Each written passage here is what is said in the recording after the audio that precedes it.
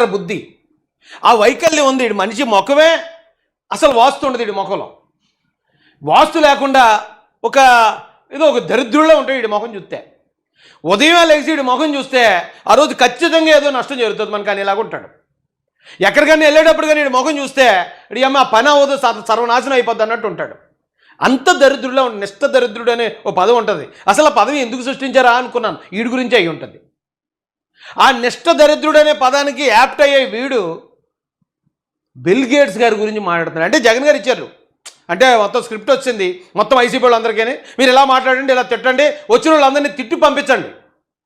మన రాష్ట్రానికి ఎవరైనా ఒక మంచి వాళ్ళు వస్తే వాళ్ళని తిట్టి పంపించండి, వాళ్ళని అవమానించండి, మళ్ళీ ఈ రాష్ట్రం వైపు చూడకుండా చేయండి. ఈ రాష్ట్రం ఇలాగే నాశనం అయిపోవాలి తప్ప ఇది డెవలప్ అవడానికి లేదు అని. ఇది రాష్ట్రద్రోహం, దేశద్రోహం కూడా. ఓ రాష్ట్రాన్ని నాశనం చేయడం అంటే దేశాన్ని నాశనం చేయడమే కదా. దేశద్రోహులు నా కొడుకులు అందరూ. అలాంటి నిష్ట దరిద్రుడు వీడేం మాట్లాడుతున్నాడు ఒకసారి వినండి. రేపు రాష్ట్రానికి బిల్ గేట్స్ వస్తున్నాడు, సచివాలయంలో సీఎం మంత్రులతో భేటీ అవుతున్నాడు. ఆర్టీజీఎస్ ఫలితాలను ఆయనకు వివరించబోతున్నారు చంద్రబాబు. ఉండవల్లిలో వ్యవసాయ క్షేత్రాన్ని పరిశీలించబోతున్నారు. ఆయనకి ఈ సంజీవని ప్రాజెక్ట్ అప్పచెప్తారట.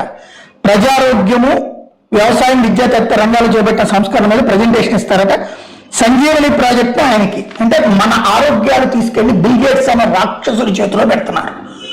వాడి పని ఏంటంటే మనకి ఏ రోగాలను లెక్కగట్టి దాన్ని, ఆ రోగాలను పెంచడానికి ఎలాంటి ప్రయత్నాలు చేయాలో చేస్తుంటాడు.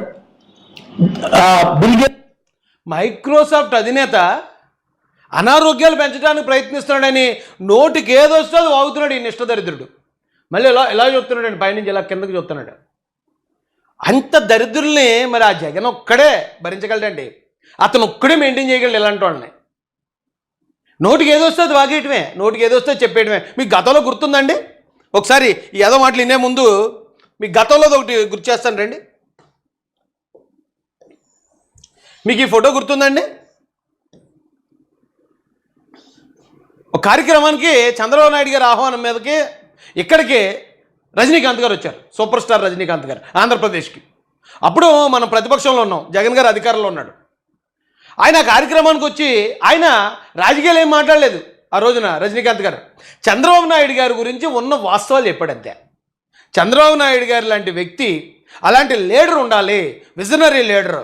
ఆయన ఏదన్నా ఉంటే ముందుగా ఊహించగలుగుతాడు, గొప్ప లీడర్ అనేసి ఆయన గురించి 4 మంచి మాటలు చెప్పాడు. ఉన్న మాటలే. అది భరించలేకపోయాడు జగన్. అయ్యి బాబు, ఇప్పుడు తమిళ సూపర్ స్టార్ వచ్చేసి చంద్రబాబు నాయుడు గారిని మెచ్చేసుకున్నారు. జనం అందరూ ఆ నిజం తెలిసేసుకుని ఎక్కడ చంద్రబాబు నాయుడు గారికి 24లో గెలిపించేస్తారేమో అర్జెంటుగా తిడుచండ్రు ఆయన్ని, ఎవరిని, రజనీకాంత్ గారిని. అంటే అప్పుడు ఉండేవారు కదండి కుక్కల కన్నా దారుణంగా ఉస్కో అంటే డిస్కో అనేవాళ్ళు. వాళ్ళు ఏమేమి మాటలు మాట్లాడారో ఒక ఇద్దరిని మీకు జస్ట్ ఎగ్జాంపుల్ అండి. ఈవేళ వీళ్ళు ఊరికే బిల్ గేట్స్ని తిట్టట్లేదండి. వీళ్ళ స్టైల్ ఇది, వీళ్ళ స్ట్రాటజీ. ఎవరన్నా ఒక మంచోడు వచ్చి ఒక మంచి మాట చెప్పాడంటే చంద్రబాబు నాయుడు గారి గురించి, అతను నా చెప్పినోడిని తప్పుడు వ్యక్తిగా చిత్రీకరించేయాలి, అతన్ని తిట్టేయాలి, అతన్ని బదనాం చేసేయాలి. ఏం దరిద్రం రా బాబు ఇది. ఆ రోజున రజనీకాంత్ గారి గురించి ఏం మాట్లాడండి? మేము వచ్చేది ఒక స్టారు, పక్క రాష్ట్రానికి సంబంధించినటువంటి స్టారు, ఇక్కడ 0, అక్కడ హీరో, ఇక్కడ 0. ఆ 0 వచ్చి ఇక్కడ చెప్తాడు చంద్రబాబు నాయుడు పరిపాలన బాగుంటుంది, వీడి విధన బాగుంటుంది, వీడి పిండ కూడా బాగుంటుంది అని చెప్పి. అతను కూడా రామగారు బతికుండగా చంద్రబాబు నాయుడుకి వైస్రాయ్ హోటల్కి వచ్చి మద్దతు తెలిపినటువంటి నీచమైనటువంటి వ్యక్తుల్లో రజనీకాంత్ కూడా.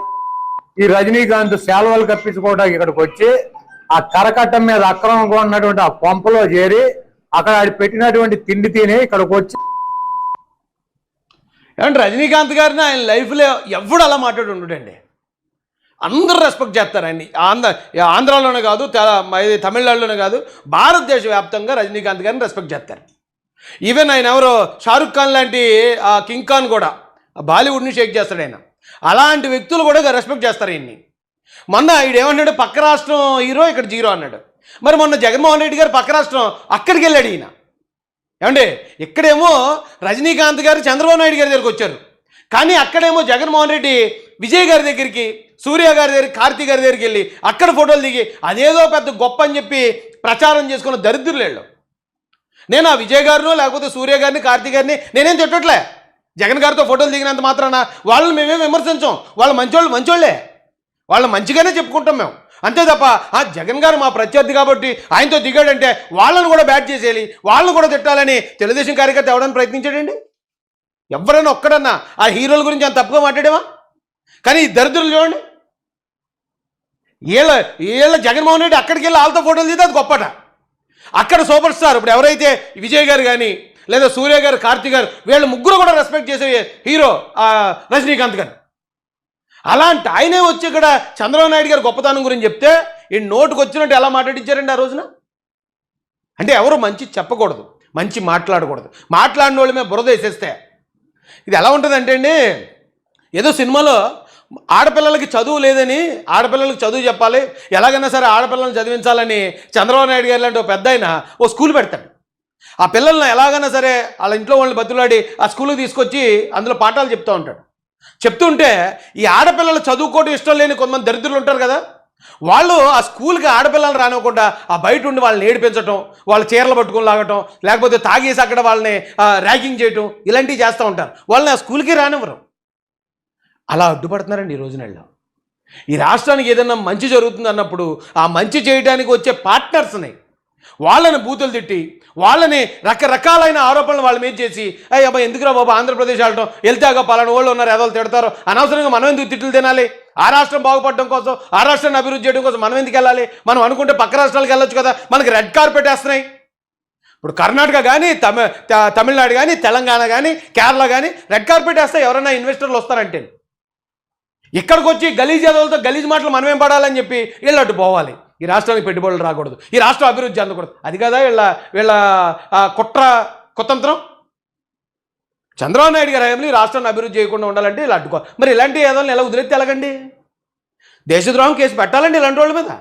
ఇప్పుడు ఈడున్నాడు ఈ నిష్ఠదరిద్రుడు, వీడికి పేటీఎం ఇస్తే బిల్ గేట్స్ని తిడుతున్నాడు. ఈడంతటి బతికెంత? ఏమంటే మైక్రోసాఫ్ట్ అధినేత, ప్రపంచ కుబేరుల్లో ఒకడు, ఆయన ఈరోజు మన రాష్ట్రం కోసం వస్తే చంద్రబాబు నాయుడు గారి మీద ఉన్న గౌరవంతో, లేకపోతే జనరల్గా ఈ కొత్త రాష్ట్రానికి పెట్టుబడులు రావండి. జగన్ ఉన్నాడు 5 సంవత్సరాలలో, ఎవరైనా వచ్చారు కొత్త వాళ్ళు? ఉన్నవాళ్ళే పారిపోయారు. జాకీ పారిపోయింది, అమర్రాజా బ్యాటరీస్ పారిపోయారు, కియాకి ఏదైతే స్పేర్ పార్ట్లు వస్తున్నారన్నది అది కూడా రాలేదు, అది కూడా పారిపోయింది. ఈవేళ వస్తున్నారంటే అది ఖచ్చితంగా చంద్రబాబు నాయుడు గారి బ్రాండ్ ఇమేజ్. వస్తున్నారు కాబట్టి ఇదేంటి మా జగన్ ఉన్నప్పుడు రాలేదు, చంద్రబాబు వచ్చినప్పుడు వచ్చేసి పెట్టుబడులు పెట్టేస్తున్నాడు, ఈ మంచి పేరు అంతా వీళ్ళకి వచ్చేస్తుంది, వాళ్ళని ఎలాగైనా తరిమేద్దామని ఇలాంటి గలీజ్గా అందరూ ప్రయత్నిస్తూ ఉంటే మనం చూస్తూ ఊరుకుంటే ఎలాగండి? చట్టాలకు పదును పెట్టి జుట్లు అట్టుకుని ఇటుకెళ్ళి లోపల తోయాలి కదా. ఇది ఎవరో ఒకరి కోసమో లేకపోతే ఒకరిని నాశనం చేయడానికి చేసే ప్రయత్నం కాదు కదా ఇది.